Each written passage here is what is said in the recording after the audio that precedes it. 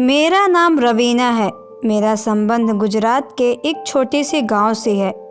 मैं एक आम सी शक्ल सूरत की गरीब लड़की हूँ जिसके ख्वाब मेरा दिल चाहता था कि अपने छोटे से घर से निकलकर किसी बड़े से महल में रहूँ। मुझे पूरा यकीन था कि एक दिन मेरे सारे ख्वाब पूरे हो जाएंगे।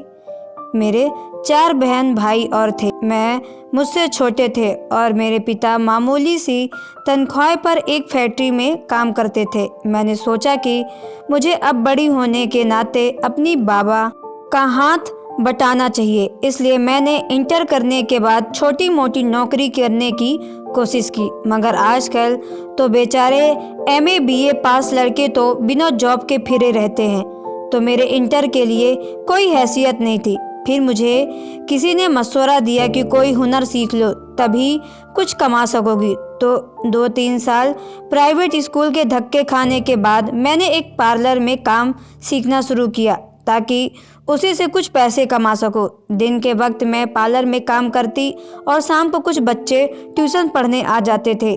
गुजारा बसर हो जाता था। हमारा घर एक छोटे से इलाके में था और मैं काम सीखने शहर के एक पार्लर में जाती थी। इसी तरह आने जाने में बहुत किराया लग जाता था।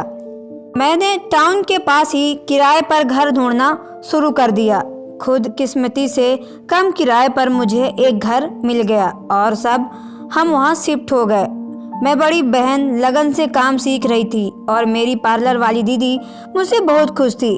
उसका कहना था एक दिन मैं बड़ी मेकअप आर्टिस्ट बनूंगी। एक दिन मैं काम में वापस आ रही थी कि रास्ते में एक औरत को देखा जो तेज तेज सांस ले रही थी। शायद उसे सांस नहीं आ रहा था या पता नहीं कोई और मामला था। मैंने इधर उधर मदद के लिए देखा, लेकिन उस वक्त गली सुनसान थी और आसपास कोई और था भी नहीं। मुझे समझ नहीं आ रहा था कि क्या करूं। उस औरत ने इशारे से पानी मांगा तो मैं भागकर पिछली गली में लगे फिल्टर से उस औरत के लिए पानी लाई और उसे पानी पिला दिया। पानी पीकर उसकी तबीयत थोड़ी संभली तो मैं उसे सहारा देकर अपने साथ अपने घर ले आई। उस औरत ने बताया कि वह रोजाना उस वक्त सैर करके करीबी पार्क में जाती है। आज भी सैर करने निकली थी, अचानक चक्कर आ गया। वह मुझसे कहने लगी कि बेटी तुम्हारा बहुत धन्यवाद, तुमने मेरी मदद की। मैंने कहा आंटी धन्यवाद की क्या ज़रूरत है, ये तो मैं है। उस औरत ने अपने बारे में बताया कि वो एक अमीर खानदान से संबंध रखती है। उसका सिर्फ एक ही बेटा है और पति का अरसा हुआ स्वर्गवास हो गया है। वह काफ़ी देर बैठी मेरी अम्मी से बातें करती रही। कुछ ही देर में वो और मेरी मम्मी पक्की सहेलियां बन गई। कुछ देर बाद उस औरत का उसका ड्राइवर लेने आ गया तो वह चली गई। उसके बाद अक्सर वह औरत हमारे घर आने जाने लगी। एक दिन वह आंटी आई तो बहुत परेशान लग रही थी। मेरी मम्मी ने परेशानी की वजह पूछी तो बहुत दुख भरे अंदाज में कहने लगी कि मेरा एक ही बेटा है और उसकी ज़िंदगी को लेकर मैं बहुत परेशान हूँ। मेरी मम्मी ने पूछा क्यों बहन, ऐसा क्या हो गया तुम्हारे बेटे के साथ? तो आंटी कहने लगी कि इतनी दौलत होने का क्या फ़ायदा जब मैं अपने बेटे की खुशियाँ ही नहीं खरीद सकती। मैं तो अपने बेटे की खुशियाँ देखने को तरस गई। अब तो मुझे भी हैरत हुई कि मामला क्या है। मैंने आगे होकर पूछा कि आंटी बताए तो सही कि क्या हुआ है। तो वो औरत कहने लगी कि मेरा बेटा जिससे भी शादी करता है वह लड़की उसी रात तलाक लेकर अपने मायके चली जाती है और न जाने मेरे बेटे पर क्या गंदे गंदे इल्ज़ाम लगाती है। अब तो लोग भी जीने नहीं देते, कहते हैं कि तुम्हारे बेटे को अब कोई अपनी बेटी नहीं देगा। मैं उसी वजह से बहुत परेशान रहती हूँ। मुझे आंटी की कहानी सुनकर अफसोस हुआ। मम्मी भी आंटी को तसल्ली देते हुए कहने लगी कि तुम फिक्र ना करो, तुम्हारे बेटे की अब बड़ी अच्छी लड़की से शादी होगी। कुछ दिन बाद वह आंटी फिर हमारे घर आई तो बड़ी दुखी थी। मुझसे रहा नहीं गया तो पूछा कि आंटी अब क्या हुआ। वह बेचारी रोने लगी कि क्या बताओ, मैं अपने बेटे की वजह से बड़ी परेशान हूँ। कल फिर उसकी मंगनी टूट गई। हाय मैं क्या करूँ, काश मैं अपने बेटे की खुशियाँ देख सकती। अब तो मैंने उसकी शादी का ख्वाब ही छोड़ दिया है, शायद उसकी किस्मत में नहीं है। मुझे आंटी पर बड़ा तरस आया। मैंने कहा कि मैं आपके बेटे से शादी करूंगी। आंटी को यकीन न आया। कहने लगी, क्या तुम सच कह रही हो? क्या तुम वाकई में मेरे बेटे से शादी करोगी? मेरी मम्मी ये सुनकर हड़बड़ा गई। उन्होंने आंखों ही आंखों में इशारे किए कि मैं मना कर दूं, मगर मैंने आंटी को यकीन दिला दिया कि मैं बहुत जल्द उनके बेटे से शादी कर लूँगी। वह बहुत खुश होकर गई थी। मम्मी ने आंटी के जाने के बाद मुझे बहुत डांटा कि ज़रूर उसके लड़के में कोई मसला होगा, वरना हर लड़की उसे छोड़ क्यों देती है। तुमने शादी के लिए हाँ क्यों की?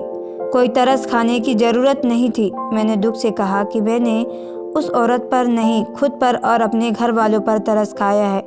उससे शादी करूंगी तो कुछ नहीं, कम से कम हमारे घर के हालात ही ठीक हो जाएंगे। मेरी शादी वैसे भी कहीं न कहीं तो होनी ही है, ना तो उस आंटी के बेटे से। क्यों नहीं मम्मी? मम्मी को मेरी बात समझ आ गई। वह भी ना चाहते हुए भी राजी हो गई। मेरी सास तो इतनी खुश थी कि जिसकी कोई हद नहीं थी। जब वह तारीख लेने आई तो अपने साथ इतनी मिठाई लाई कि बाद में हमने पूरे मोहल्ले वालों को बांटी थी। मेरी होने वाली सास ने मेरे लिए बिल्कुल वैसा ही जोड़ा दिया था जैसा मैं अपनी शादी में पहनना चाहती थी। वह जोड़ा पूरे 1 लाख का था, लेकिन उसे पैसों की कोई परवाह नहीं थी। उनकी इन हरकत को देखकर मेरी मम्मी मुझसे कहने लगी कि अभी भी वक्त है, सोच लो, ज़रूर उसके बेटे में कोई बड़ा मसला है। मगर अब मैं जुबान दे चुकी थी और मैं पलट नहीं सकती थी। शादी के दिन मेरी पार्लर वाली दीदी ने मुझे तैयार किया था। मैं दुल्हन बनकर बहुत हसीन लग रही थी। मेरी सास ने मेरे लिए बड़े अच्छे इंतजाम किए थे। शादी हॉल को देखकर तो मेरी आंखें फटी की फटी रह गई। मैंने सर्द ख्वाब पूरे हो रहे हैं।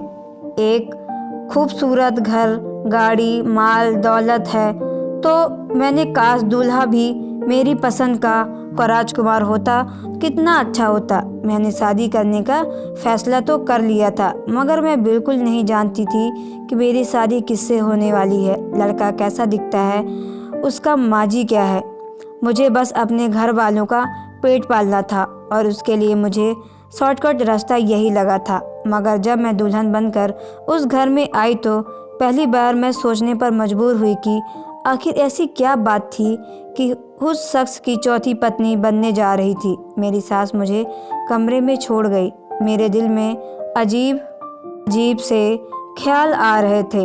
रात के 2 बजे मेरे कमरे में दाखिल हुआ। मैंने सर उठाकर उसे देखा। उसकी पर्सनालिटी देखकर मैंने मुंह में उंगली दबा ली। वह बहुत हैंडसम लड़का था, लेकिन मेरे रुकने की वजह यह नहीं थी। वह दरअसल मैं उसे पहचान गई थी कि मैं किस्मत से हेर-फेर पर बड़ा हैरान थी। उससे पहले उसे कुछ कहती उसने अजीब हरकत की, जिसे देखकर मेरे कदमों तले से ज़मीन निकल गई। उसने एक हाथ नचा कर कहा, तेरी देख, ओए हे, ये लिपस्टिक का रंग बिल्कुल भी अच्छा नहीं है। तुमने मेकअप किससे करवाया है? जिससे भी करवाया है उसने ठीक से बेस नहीं लगाई। फिर जरा नजाकत से चलता हुआ वह बेड तक आया। मेरे होश हरकतें देखकर खराब हो गए। वह अब एक हाथ कमर पर रखकर अजीब अंदाज में मेरे मेकअप का तक नीने झाड़ रहा था। मैं उसे पहचान गई। वह मशहूर मेकअप आर्टिस्ट मनीष था, मगर यकीन नहीं आ रहा था कि मेरा पति है। मैं जल्दी से कमरे से बाहर निकलकर भागी और दूसरे कमरे में जाकर कुंडी लगा दी। मैं गहरी सांस लेती हुई बेड पर बैठ गई। मैं पागल होने वाली थी यह सोच सोचकर कि वह मेरा पति बन चुका है। मैंने कभी ऐसा ख्वाब में भी नहीं सोचा था कि जिस शख्स को मैं भुला चुकी हूँ वह अचानक इस तरह मेरे पति के रूप में मेरे सामने खड़ा होगा। मैं 2 साल पहले से जानती थी। यह उन दिनों की बात है जब मैंने इंटर के बाद एक स्कूल में नौकरी शुरू कर दी थी। वह स्कूल तो काफ़ी बड़ा था, अमीरों के बच्चे वहाँ पढ़ते थे, मगर स्कूल का मालिक बहुत कंजूस था। उसने मेरी तनख्वाह बहुत कम रखी थी। 3000 की तनख्वाह आटे में नमक के बराबर थी, मगर कुछ न होने से मैंने बेहतर समझा कि इसी को ही किस्मत का लेखा जोखा जान लिया जाए। यूँ मैं स्कूल जाने लगी। वहाँ मैं नर्सरी क्लास की टीचर के साथ हेल्पर के तौर पर पढ़ाती थी। मेरा काम ज़्यादातर छोटे बच्चों को पालना और डायरी लिखना था। छोटे छोटे बच्चों में मेरा दिल लगा गया था। एक बच्चा रोहन मुझे बहुत क्यूट लगता था। मैं उसको बहुत ख्याल रखती थी। एक दिन उसे ड्राइवर लेने ना आया तो प्रिंसिपल ने मुझे कहा, इस बच्चे के घर पर कॉल कर दो। मैंने रिकॉर्ड से उसकी मम्मी का नंबर निकाला और उन्हें फ़ोन करके कहा कि काफ़ी देर हो गई है और आपका ड्राइवर आपके बच्चे। तो उसकी मम्मी कहने लगी कि मैं अपने भाई को भेजती हूँ लेने। सारा स्कूल खाली हो गया। मैं रोहन को खातिर रुक गई कि उसने लेने कोई आए तो मैं भी जाऊँ। उस बच्चे को मैं अकेला छोड़कर नहीं जा सकती थी। आधे घंटे बाद रोहन का मामा उसे लेने आया। मैं उसे देखकर दंग रह गई। वह बहुत हैंडसम था। मैंने उसको गेट पर ही देखा था। उसने अपने भांजे को गाड़ी में बैठाया और चला गया। अगले दिन मैंने रोहन से पूछा कि उसने लेने कौन आया था तो वह कहने लगा, वो मेरे मामा जी हैं और उनका नाम मनीष है। मुझे रोहन का मामा बहुत अच्छा लगा था। मैं उसे दोबारा देखना चाहती थी। इत्तेफाक से कुछ दिनों बाद ही मेरी यह प्रार्थना उस ईश्वर ने सुन ली। रोहन का ड्राइवर अब नहीं आता था और वही लड़का उसे लेने आता था। मैं रोज़ उसे देखने के लिए रुक जाती थी और जब तक वह उसे लेने न आ जाता मैं भी नहीं जाती थी। पता नहीं मुझे क्या होने लगा था। मुझे वह बहुत अच्छा लगने लगा था। उसे तो खबर तक नहीं थी कि कोई उसे देखने के लिए इतना बेचैन होता था। वह चुपचाप आता और अपने भांजे को साथ ले जाता। मेरा बड़ा दिल चाहता था उससे बात करने को, लेकिन कभी हिम्मत ही नहीं होती थी। एक दिन बच्चों की पेरेंट्स मीटिंग थी और उसी दिन मेरी तबीयत बहुत ख़राब थी, इसलिए मैं ना जा सकी और मैंने छुट्टी कर ली। अगले दिन मैं स्कूल गई तो मेरी साथी टीचर हंसते हुए मुझसे कहने लगी कि तुम्हें पता है कल रोहन की मीटिंग के लिए कौन आया था? मेरे पूछने पर कहने लगी उसका मामा आया था, बल्कि पता नहीं वह मामा था या किन्नर था। इतना कहकर वो ऊंची आवाज़ में हंसने लगी। मैंने हैरत से पूछा कि ठीक तरह से बताओ तो कहने लगी रोहन का मामा अजीब तरह से बोल रहा था और लड़कियों की तरह हाथ नचा नचा कर बातें कर रहा था। साफ लग रहा था कि वह लड़का नहीं, बल्कि उसने इतना कहा तो मैंने उसे टोकते हुए कहा कि बस करो। मैं फिर उसकी बात सुनकर बगैर ही वहाँ से उठ खड़ी हुई, क्योंकि मुझे उसके बारे में ऐसी बातें बुरी लग रही थी। पता नहीं क्या सच था और क्या झूठ, मगर उसके बाद वह कभी रोहन को लेने नहीं आया। मेरे बारे में उस टीचर को पता लग गया था कि मैं मनीष को पसंद करती हूँ। फिर उसने बाकी टीचर को भी बता दिया। सब टीचर मेरा मजाक उड़ाती थी और मुझे ताने देती थी कि देखो ये लड़की एक किन्नर को पसंद करती है, और उनसे लड़ पड़ती थी कि वह कुछ ऐसा नहीं है। ना कहो मुझे उन टीचर की बात स्कूल ही छोड़ दिया। मेरी ख्वाहिश थी कि मैं एक बार अपनी आंखों से देख लेती तो क्या सच है क्या नहीं। मुझे उसके घर का भी कुछ पता नहीं था। मेरा दिल बहुत बेचैन था कि उसको कैसे देखूं, कैसे मालूम करूं तो वह टीचर ठीक कह रही थी या नहीं। एक दिन मैं अपने दोस्त के घर गई तो जब मैंने उसके कमरे की खिड़की से बाहर देखा तो वह बाहर लॉन में बैठा हुआ था। मैं उसे देखकर हैरान रह गई। फ़ौरन अपनी दोस्त से पूछा कि ये कौन है, तो वो कहने लगी कि ये मेरे भाई का दोस्त है। मेरे भाई और ये मेकअप आर्टिस्ट बनने का इरादा कर रहे हैं। बेचारा वह है, तुम समझ तो गई होगी, मेरे दोस्त ने रूखे अंदाज में कहा। मैंने गौर से बाहर देखा तो वह तरह हाथ हिलाकर बातें कर रहा था जैसे औरतें करती हैं। मुझे उस टीचर की बात सच लगी और मेरी दोस्त भी तो कह रही थी कि वह लड़का नहीं बल्कि कुछ और था। मैंने मायूसी से मुंह फेर लिया। उस वक्त मुझे अपने आप से नफरत महसूस हुई कि मैं किससे प्यार करने लगी थी। उस दिन के बाद से मैंने उसे अपने दिलो दिमाग से निकाल दिया था। बाद में मुझे अपने दोस्त के जरिए ही पता चला कि वो एक मेकअप आर्टिस्ट बन गया है। मैं पूरी तरह से एक लड़की थी। मेरा हक था कि मैं एक पूरे मर्द से शादी करती, ना कि उस इंसान से जिसे दुनिया में अजीब अजीब नामों से पुकारती है।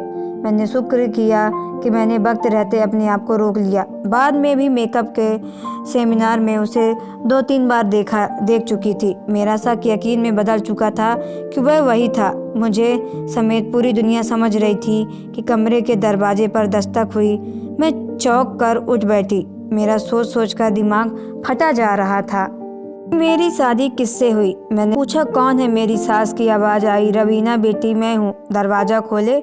मैंने गुस्से से कहा, आपने मेरे साथ धोखा किया है, चली जाएं यहाँ से, मैं दरवाज़ा नहीं खोलूँगी। मैंने सोचा था कि हो सकता है कि आंटी के बाद बेटे में कोई बीमारी हो, इसी वजह से मैंने शादी के लिए हाँ कर दी थी, लेकिन जो निकला वह तो मेरे जहनो गुमान से भी नहीं था। इसलिए मुझे तुम पर गुस्सा आया। कम से कम तुम मुझे अपने बेटे के बारे में बता ही देती। मेरी सास रोते हुए कहने लगी, भगवान का वास्ता हमें बेइज्जत ना करो, पूरा घर मेहमानों से भरा हुआ है, हमारी इज्जत यूँ खराब ना करो। उनकी इस तरह की बातें सुनकर मैंने चुपचाप उठकर दरवाज़ा खोल दिया। मैं ही शादी के लिए हाँ की थी, अब मुझे भुगतना था। मेरी सास मुझे देखते ही कहने लगी, ऐसा कुछ नहीं है जैसा तुम समझ रही हो, मेरा बेटा बिल्कुल ठीक है। मैंने गुस्से से कहा, अब तो आप यही कहेंगी ना, मैंने शादी से पहले अपनी सास के सामने शर्त रखी थी कि वह मेरे ख़ानदान को एक घर लेकर देंगी और उसने मेरी शर्त मान ली थी। अब जब मैंने खुद सौदेबाजी की तो मैंने हक के लिए भी खड़ी भी नहीं हो सकती थी। मैंने अपनी किस्मत को कोसते हुए वापस दरवाजे को बंद कर लिया और जैसे ही बेड की तरफ देखा तो कमरे के दूसरे दरवाजे से दाखिल होकर मनीष चुपचाप बेड पर बैठा हुआ था। अगर कोई उसे यूँ देख लेता तो उसकी खूबसूरती पर कोई भी अपनी बेटी के लिए अपना घर तक कुर्बान कर देता, मगर उसे भी पता ना चल पाता कि असल में कौन है। मैं भी उसकी शक्ल सूरत से ही प्रभावित हुई थी। अब कुछ नहीं हो सकता।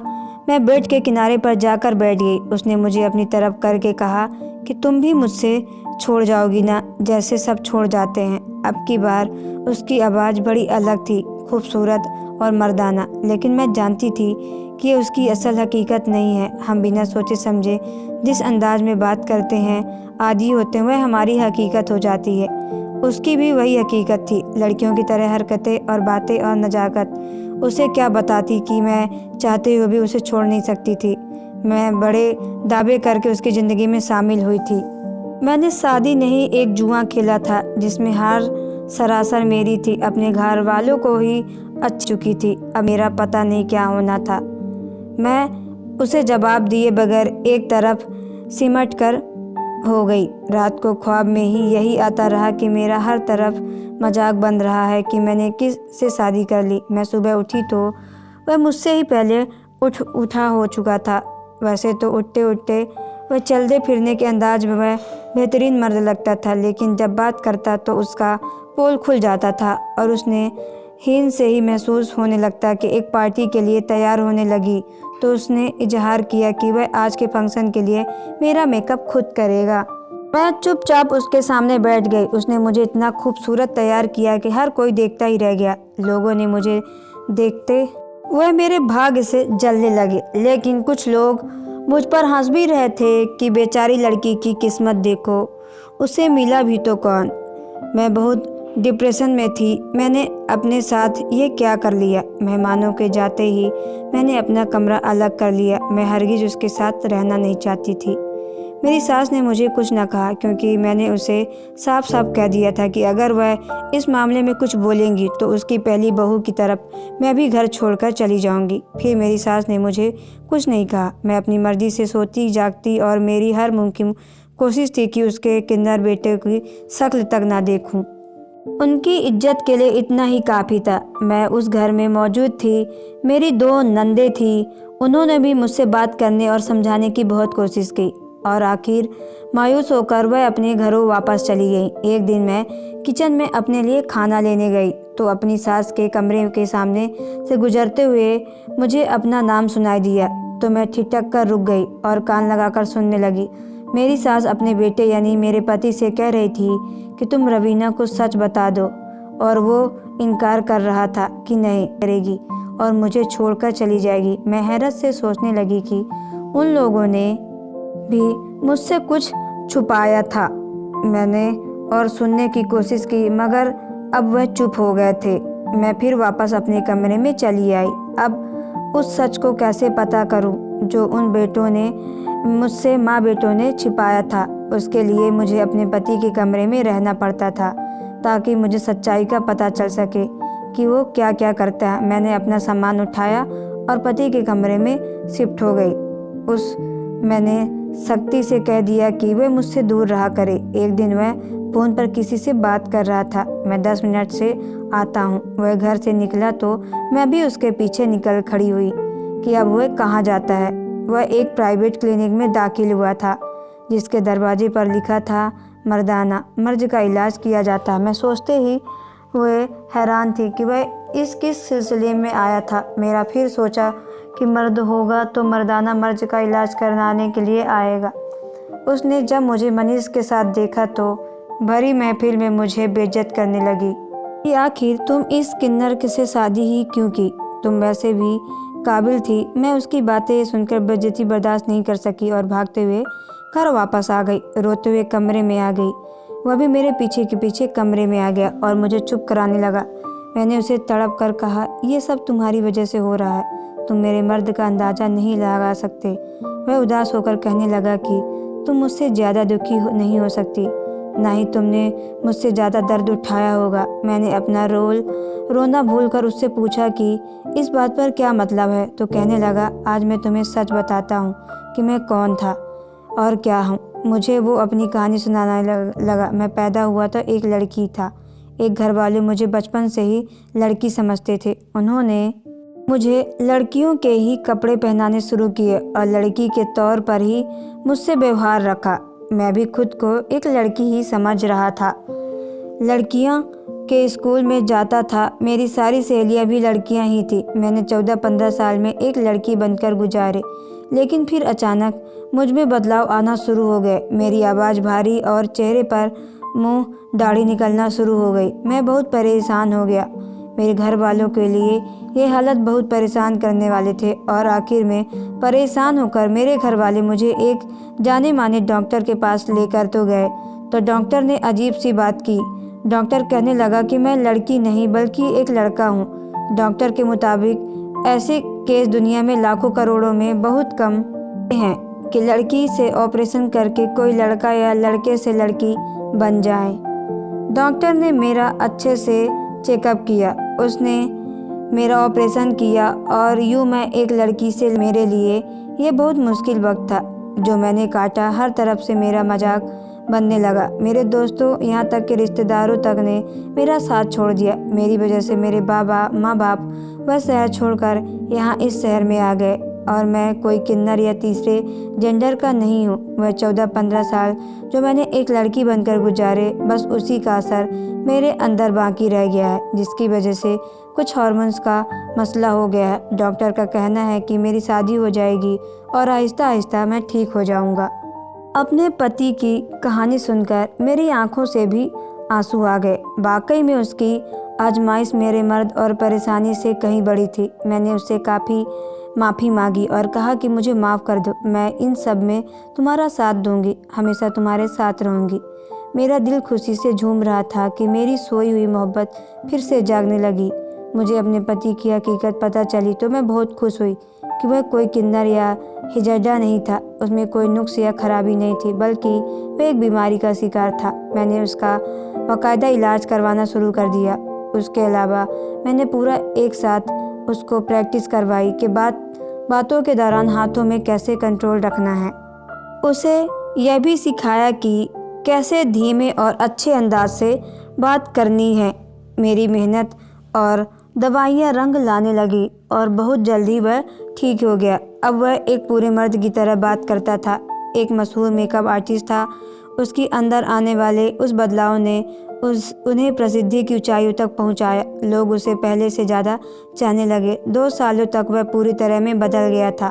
उसकी वह सारी आदतें जिनकी वजह से लोग उस पर शक करते थे, वह अब खत्म हो गई थी। अब वह भी आम मर्दों की तरह एक मर्द था। वह सारी लड़कियां जो उससे दूर भागती थी अब उसके आसपास मंडराने आने लगी थी। लेकिन मनीष किसी भी तरफ ध्यान नहीं देता था। वह बस मेरी ही परवाह करता था और उससे ही मोहब्बत करता था। शादी के 3 साल बाद हमारे घर में एक बेटी ने जन्म लिया तो सबके मुंह बंद हो गए। कुछ जलने वाले लोग जो अभी भी गलत बातें फैलाते थे, उनके मुंह पर मेरी औलाद की सूरत ईश्वर ने जैसे तमाचा रसीद किया हो। मेरी सास बेटी ने थकती थी कि मैंने आकर उसके बेटे की ज़िंदगी बदल दी। वह सबके सामने कहती थी कि मेरी बहू ने मेरे घर को स्वर्ग बना दिया। मैं ईश्वर का लाख लाख धन्यवाद करती हूँ कि जिसने मेरी मोहब्बत की लाज रखी थी, मुझे रुसवा होने से बचा लिया था और मेरे उन सब ख्वाबों को पूरा किया जो मैं देखा करती थी।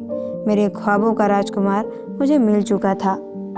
दोस्तों, आपको ये स्टोरी कैसी लगी कमेंट बॉक्स में ज़रूर बताएं। अगर आप मेरे चैनल पे नए हो, चैनल को सब्सक्राइब करके बेल आइकन को प्रेस कर ले ताकि आने वाली वीडियो का नोटिफिकेशन आपके मोबाइल पे सबसे पहले पहुंचे। तो चलिए मिलते हैं नेक्स्ट वीडियो पे। Okay bye, take care.